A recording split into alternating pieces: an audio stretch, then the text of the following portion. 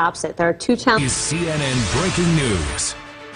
Hello, I'm Wolf Blitzer. It's 1 p.m. here in New York, 8 p.m. in Moscow, wherever you're watching from around the world. Thanks very much for joining us up front. President Trump arrives in Michigan, but much of the attention today is still on his unsubstantiated allegations that President Obama ordered the wiretapping of Trump Tower. The president landed at Detroit Metropolitan Airport within the past hour. He tours a vehicle testing facility this hour and gives a speech next hour. His trip comes as the investigation into Russia's meddling in the U.S. presidential election is heating up. The chairman and the ranking member of the House Intelligence Committee held a news conference just a little while ago. Both of them, the Republican and the Democrat, they both said they have seen nothing to support President Trump's wiretap allegations against the former president, Barack Obama. I don't believe, just in the last week of time, the people we've talked to, I don't think there was an actual tap of Trump Tower. I've seen no evidence that supports the claim that President Trump made that his predecessor had wiretapped he and his associates at Trump Tower. Two senators, one Republican, one Democrat. Meanwhile, Lindsey Graham and Sheldon Whitehouse, they are also demanding any evidence of President Trump's wiretapping claims. Senator Whitehouse says he expects an answer today from the FBI Director James Comey on another issue, whether there is a criminal investigation into possible Russia ties to the Trump campaign. Senator Graham disputes whether Comey promised an answer by today. We shall see shortly. We're also keeping a very close eye on another developing story, the Republican health care bill. The Vice President, Mike Pence, meets with House Republican leaders later today as opposition to their Obamacare replacement plan grows. We have all of this covered with our team of correspondents and analysts. Our senior congressional reporter Manu Raju is up on Capitol Hill. Our White House correspondent Athena Jones is traveling with the president in Michigan. We also have our chief political analyst Gloria Borger, our senior legal analyst Jeffrey Toobin, and our chief national security correspondent Jim Sciutto. Manu, we heard from the Republican chairman and the ranking Democrat of the House Intelligence Committee just a little while ago. They both are suggesting they have seen no evidence over these past 11 days to back up the president's claims against the former president. Yeah, that's right. This is actually the strongest statement yet we've heard from the Republican chairman of the committee, Devin Nunes, that he does not believe that Trump Tower was actually wiretapped. When I asked him about what evidence has he seen, what made him make that assertion, he said, well, you know, basically based on our conversations, we've made that determination because they have not actually seen anything from the Justice Department yet. And he said if you take what the president said literally from his tweets, that Trump Tower was actually wiretapped, that, in his view, did not happen. Now, this comes as part of that broader Russia investigation that is ongoing by the House Intelligence Committee. And they revealed some key details, including the discussion about whether there were any contacts between the Trump campaign officials and Russian officials during the presidential election. You'll hear some disagreement about whether there's any evidence from the two leading members of this committee. Take a listen. Is there anything you've seen in the evidence so far that suggests that there were any conversations between people affiliated with the Trump campaign, Russian officials who are not the ambassador to Russia, anyone other tied to the Kremlin had conversations with the Trump campaign? Do you have any evidence? Not that I'm aware of. You know, I wouldn't answer that question as categorically as my colleague. And you know, we're not privileged to talk about the contents of the investigation, but I think we need to be very precise when we talk about this, and I just don't think we can answer categorically and not in this forum. Now, Wolf, later in that press conference, I asked both members, what do you think about what has been revealed in the recent weeks about Roger Stone, a former Trump advisor who had contacts with alleged Russian hackers during the election. Devin Nunes did not have any concerns. He said, well, look, Roger Stone, I'm not even sure who he is. But Adam Schiff said he was very concerned and he wanted to learn more about those specific contacts, what exactly occurred during the elections. Now, they also revealed that they have not yet spoken to Michael Flynn, the former national security advisor who admitted to having contacts with the Russian ambassador around the time that President Obama, his administration, was imposing new sanctions on Russia. Russia. At the same time, they would not confirm the question that a lot of senators are asking today, whether or not there's actually a criminal investigation ongoing in the FBI over Russia. They said they would not talk about those private discussions. Now, this comes as James Comey is on Capitol Hill later this afternoon to talk to the Senate Judiciary Committee at a time when two top senators, Sheldon Whitehouse and Lindsey Graham, are looking for that confirmation to determine whether or not there is this active criminal investigation ongoing at the FBI. We don't know yet, Wolf, if we're going to get that answer, but that's something that the members will be asking Comey in this classified briefing later today, Wolf. Yeah, very serious questions. Jim Sciutto, what are you hearing about this suggestion that there may have been some contacts between Trump surrogates or advisors and Russian officials other than the ambassador? Well, as you know, Wolf, our reporting is that there were conversations, there were contacts between Russian officials and others known to U.S. intelligence. In fact, it's our reporting there was repeated contact between those Russians and people, some of them senior in the Trump campaign, during the campaign. That's our understanding from multiple sources, both in the intelligence community and in law enforcement. That moment between Congressman Cheıf and Congressman Nunes, I have to say, is pretty remarkable. I mean, you have the two chiefs, in effect, of this House investigation there with a fundamental disagreement on one of the key lines of investigation in this bipartisan Hill investigation of Russian content. One saying he's seen no evidence, and then one, you saw Adam Schiff there somewhat diplomatically, but interrupt the chairman of the committee and say, well, actually, I wouldn't say that. And Adam Schiff's very careful about commenting on classified material, but he seemed to be sending a fairly public and direct signal there that he cannot say categorically there is no evidence of that kind of contact. And that's a fundamental disagreement on one of the major lines of inquiry of this investigation, and it raises a question. It's not the first time we've seen Nunes and Schiff differ in public on some of these questions. Raises a question as to whether this bipartisan investigation can proceed in a bipartisan way if at the very start you have one side, the chairman, basically ruling out a line of investigation, the other very publicly saying, well, actually, I've seen the intelligence and we can't rule that out. That's a big deal as this investigation goes forward.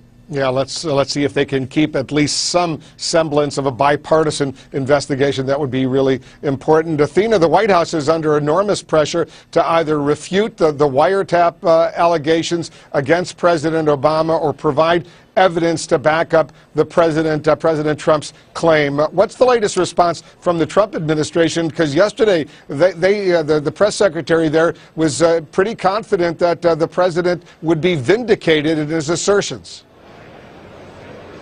Hi, Wolf. That's right. After a week of saying nothing, officials have begun to comment on this matter. And you'll remember earlier this week when the press secretary, Sean Spicer, argued that the president wasn't talking about having his wires tapped when he tweeted that he believed the former president had his wires tapped. Sean Spicer argued that President Trump was speaking more broadly about surveillance and not specifically about his phones.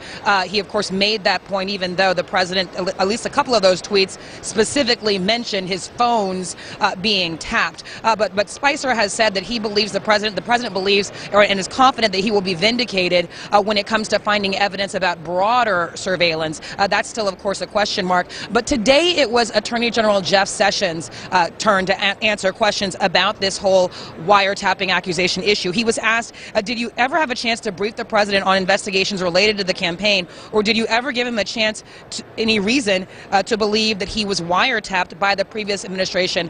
Take a listen to how the Attorney General responded. Did you ever give him any reason to believe that he was wiretapped by the previous administration? Look, the answer is no. So you can see the Attorney General stumbling a little bit there, or at least hesitating in giving that answer, but he answered no. And so the plot thickens. Wolf, we're still waiting to see what else the White House has to say. They don't seem to be prepared to offer any evidence, and that is because this is something that many officials say simply didn't happen. This idea that President Obama himself had anything to do with wiretapping anything in Trump Tower. So we're just waiting to see what else comes down. Wolf? You know, it's interesting, Gloria, that Senator Lindsey Graham, a Republican, says if he doesn't get answers on whether there's any validity to the president's wiretap claims against the former president, he'll actually go ahead and subpoena for that information. Listen to this. I want to get to the bottom of it. The FBI would know if there's a warrant was ever issued. They would know if a warrant was applied for. I want to answer that question. And if they do not provide the answer to that letter that we wrote in a bipartisan fashion, there will be a bipartisan subpoena following the FBI. Senator Graham says Congress is going to flex its muscles. What does that mean for the White House? Well, it's not good news for the White House. I think Lindsey Graham stated very clearly that he wants to get to the bottom of this. On the Judiciary Committee, for example, if they're not getting the answers they want, they can hold up the nomination of the Deputy Attorney General, Rod Rosenstein. They can take to their own bully pulpit every day and demand answers. And don't forget, you have another big issue for the White House that is front and center right now, and that's health care. And this is a White House that is trying to pass a bill that is hobbled, to get it out of the House and into the Senate, and they don't even know if they can do that. And this whole wiretap issue is taking over events here because Congress wants answers after the president's tweets, and they do want to get to the bottom of it. So, you know, you have a White House that should be going full steam ahead on a substantive issue to try and negotiate a deal, and instead they're dealing with Congress on this other issue, and they have to figure out a way to kind of put it to rest at a certain point. And the only way to do that, Wolf, the only way to do that is to get the answers that Senator Lindsey Graham says he wants. You know, it's interesting, Jeffrey, Congressman Nunes, the Republican chairman of the House Intelligence Committee, he says he's concerned about what he calls incidental collection of records and the unmasking of names. He was asked whether that includes the president. Listen to his answer. Do you think the president himself might be one of those people that was swept up in this? It's possible. You know, look, I mean, we know, we think we understand how General Flynn was picked up in incidental collection, and perhaps there's, you know, additional incidental collection. All right, explain what that means to you, Jeffrey. Well, what that means is, you know, the FBI is doing investigations all the time. They will put a wiretap on the phone of a suspect. But that suspect talks to people who are not necessarily under suspicion as part of the criminal scheme. And that can bring other people involved, it can get their names into the records of that investigation. What the congressman appears to be suggesting is that there is a possibility that in the course of other investigations, either national security or criminal investigations, someone within the Trump sphere, perhaps even then candidate Trump himself, was recorded. But, you know, these are facts that exist in the world. You know, these tapes either do or do not exist, and the FBI knows it. And at some point, someone's just going to have to answer the question of, were these investigations underway? Are they still? Who's on the tapes? What did they say? I mean, they're not opinions, they're facts, and someone should be getting them at this, at least now, soon.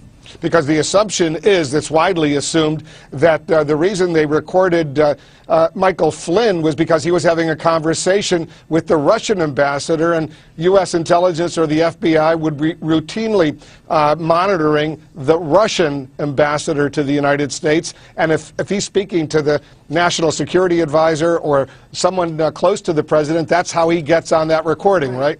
Exactly. And Michael Flynn was fired not because he was speaking to the Russian ambassador, which is perfectly appropriate. The reason he was fired is that he lied to Mike Pence, Vice President Pence, about his conversations that took place. You know, the mystery at the heart of all these Russian contacts is, why were there so many, and what were they talking about? That's what this investigation is supposed to do.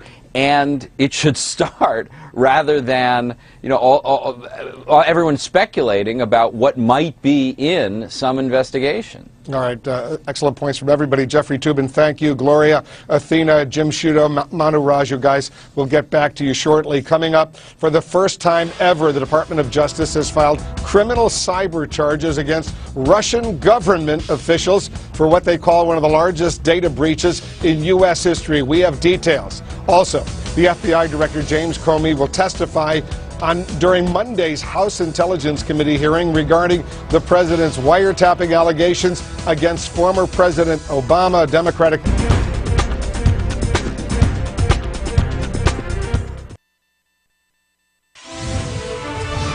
We're only days away from the first public hearing on Russia's meddling in last year's presidential election here in the United States. And we've learned that the FBI Director James Comey will testify during open session. The House Intelligence Committee hearing begins on Monday, and that's when we expect to hear directly and publicly from the FBI Director himself. Joining us now to talk about what we can expect to learn, Congresswoman Terry Sewell. She's a member of the House Intelligence Committee. Congresswoman, thanks for joining us. Thank you, Wolf. What's the single most important question you will have for Director Comey? I think all of America wants to know how Russia influenced our elections. And I think for Director Comey, the number one question is definitely about Trump's baseless wiretapping claims. The White House says it believes the president will be vindicated in those claims that Trump Tower was wiretapped, or at least there was surveillance going on. But even the Republican House Intelligence Committee chairman, your chairman, Devin Nunes, he says he's not seen evidence of wiretapping. And the Attorney General, Jeff Sessions, we just heard him say he never gave the president any reason to believe that President Obama wiretapped him at Trump Tower in New York. So why do you think the White House is saying they're confident the president will be vindicated? I don't know why the White House keeps doubling down on Trump's baseless claims. I think that we heard directly from the committee chairman as well as our ranking member that we've not heard of any evidence that suggests that claim is anything but baseless. Well, when you hear Devin Nunes say there may have been some incidental collection of information at Trump Tower in New York that picked up certain surveillance, what does that mean to you? Well, listen, I think that, you know, we have to obviously, as a member of the Intelligence Committee, follow the facts wherever they lead us. But it seems to me that this White House has been trying to make good on Trump's claim of wireless tapping, and I think that that's something that he's not been able to prove, and nor has the White House been able to prove. So our hope is that in the public hearing, because I believe America deserves to have transparency, so in the public hearing on Monday, if not before, I really hope that Director Comey actually provides us with evidence, if there's such evidence, of any wiretapping or any surveillance that's been done. I think it's important that we understand what U.S. persons may have been involved in the Russian hacking. It's indisputable that there was Russian hacking and interference in our elections, but I think it's more than just about hacking. It's about their influence in elections generally, and more specifically the U.S. presidential election. You were briefed by the director James Comey earlier this month. Did he indicate to you whether the FBI was investigating the Trump campaign and its connections with the Russians? No, Director Comey was really quite vague in his interview before our classified hearing. I think that that's why both ranking member Cheıf as well as Chairman Nunes really hopes that he will be much more forthcoming in our public hearing. The chairman of your committee, Devin Nunes, says the entire committee, including you, have now had access to the so-called Gang of Eight source documents. That's the leadership of the House and the Senate, Democratic and Republican, as well as the chairman and the vice chairman of the intelligence committees. Have you already seen those documents? I have not. We're in the process of getting access to those documents. I look forward to having an opportunity to review them. Obviously, the nature of those classified documents is classified, and I can't go into that. But I think that it's really important for the American public to have confidence that this is truly a bipartisan investigation into the Russian interference in our democracy. Congresswoman Terry Sewell, thanks so much for joining us. Thank you. Coming up, the Department of Justice has indicted 4 people, including two two Russian government officials, charging them with planning and executing one of the largest...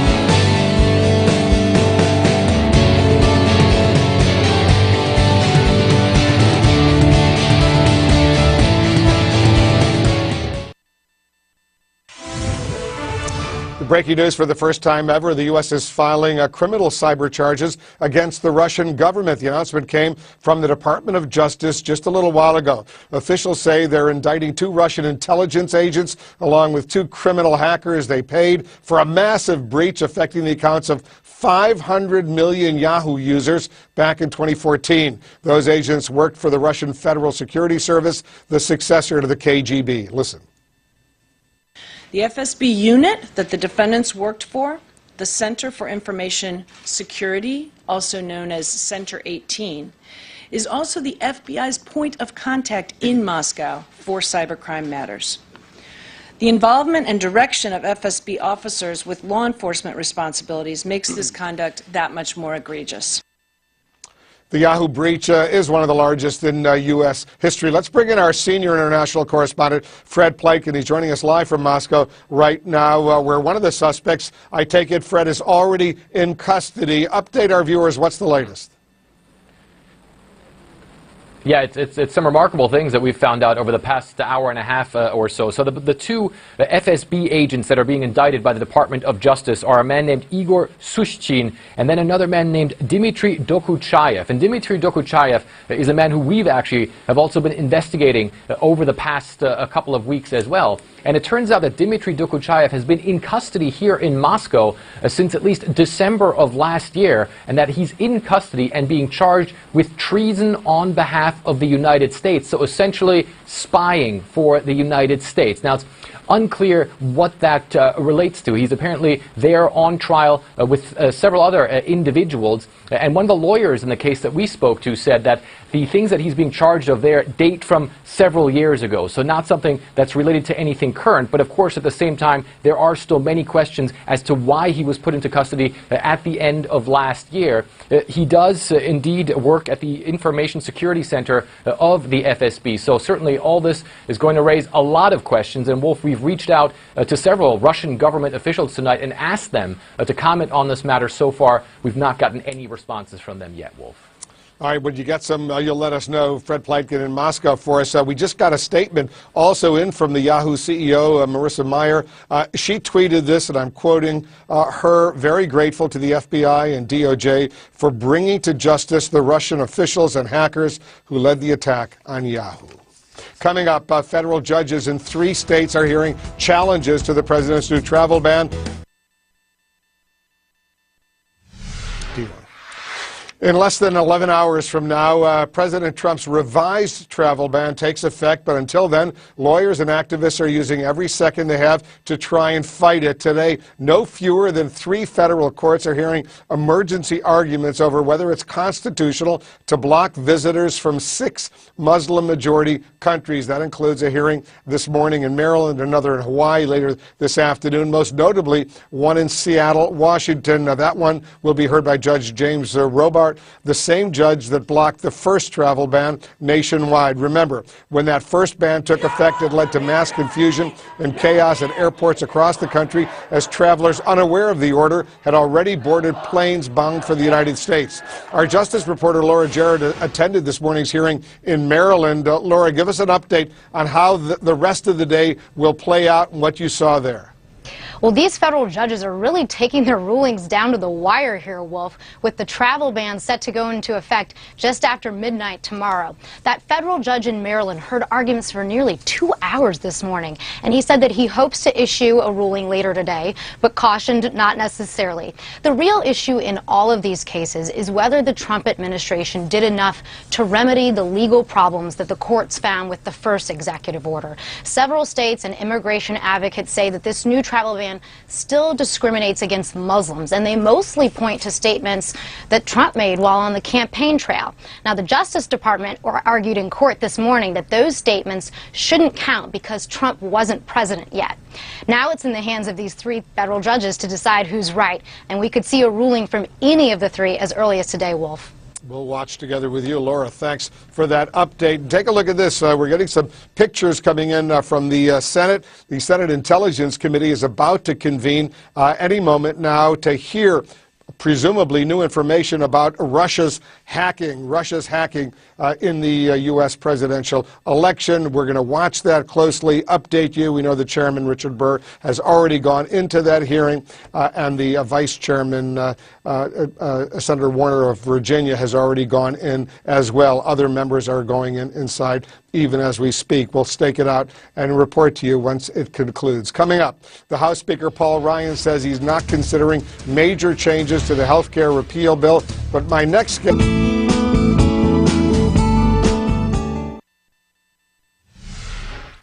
Looking at live pictures coming in from Ypsilanti, Michigan right now. Soon, the president will deliver remarks there at the American Center for Mobility, a vehicle research center. We're going to have live coverage of that once the president starts speaking.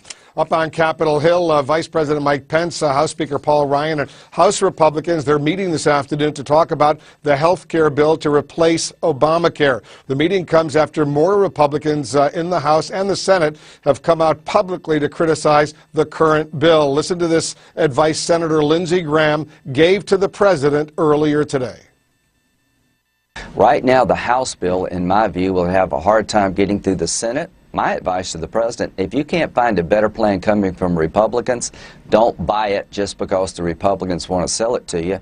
Let Obamacare collapse, and it will, then try to replace it in a bipartisan fashion.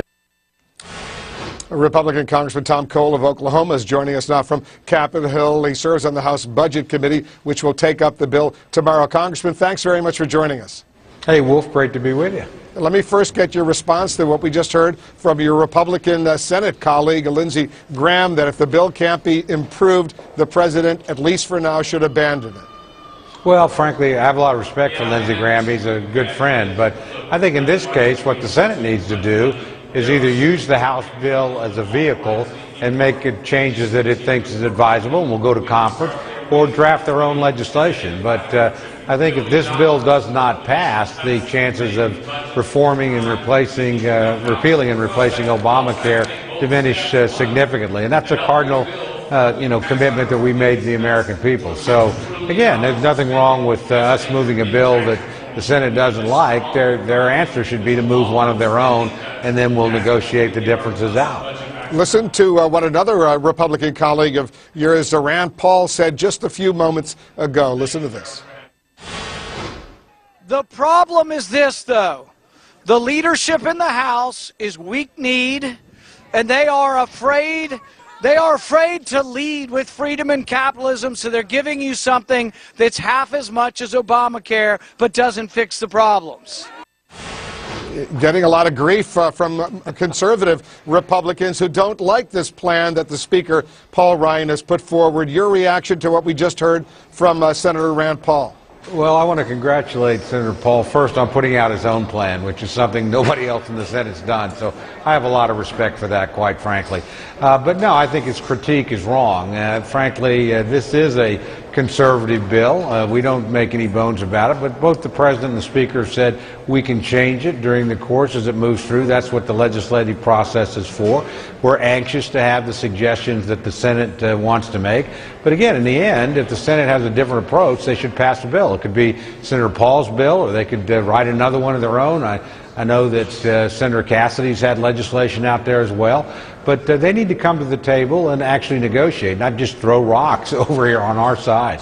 At the end of the day, you have to have a product that you can improve on. And this is what we didn't have, I think, in frankly, while Obamacare moved through. It did not have this kind of rigorous legislative input.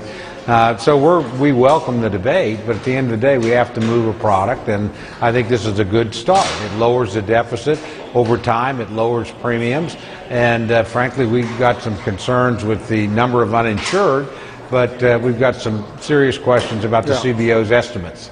I'll just point out that the debate over Obamacare back in 2009, the first year of the Obama administration, that debate went on for months and months and months. There were an enormous number of hearings. It wasn't just a few weeks, as this legislation, you're attempting to get it passed within a few weeks. And let me point out, Congressman, a bunch of Republicans in the House are now saying, either from the right, the conservatives who don't like it, but more moderates like your colleague Ileana Ross-Layton and from Florida are saying they can't vote this.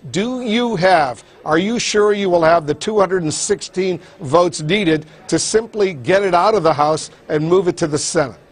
I think we will, but again, you never know until the day of the vote, quite frankly. You usually grow a vote over the course of the debate. And remember, while this legislation's gone through relatively rapid process this Congress, it's not as if these ideas haven't been